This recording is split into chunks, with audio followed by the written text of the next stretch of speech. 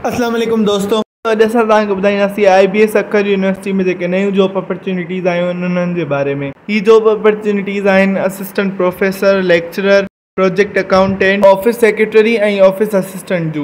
Assistant professor जी जेका job आहे उहा बिज़नेस एडमिनिस्ट्रेशन ऐं कंप्यूटर साइंस में आई आहे। इन लाइ क्वालिफिकेशन में PhD जी डिग्री हुजणु लाज़मी आहे। लेक्चरर जी जेका जॉब आहे mathematics, social studies, computer science department में आई आहे ऐं हिन लाइ क्वालिफिकेशन में फर्स्ट क्लास MC या MPhil डिग्री वारा अप्लाई करे था सघनि। प्रोजेक्ट अकाउंटेंट जी जेका जॉब आहे उन लाइ क्वालिफिकेशन में 16 इयर्स जी एजुकेशन हुजे फाइनेंस में ऐं इन लाइ एक्सपीरियंस मिनिमम 2 सालनि जो हुजे।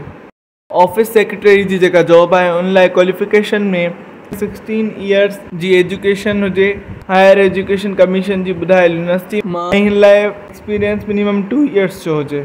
ऑफिस असिस्टेंट जी जेका जॉब आहे इन लाइ क्वालिफिकेशन में minimum 2nd class master degree वारा अप्लाई करे था सघनि। इन लाइ एक्सपीरियंस 1 साल जो लाज़मी आहे। में अप्लाई करण जी आख़िरी तारीख़ 20 जून 2023 आहे।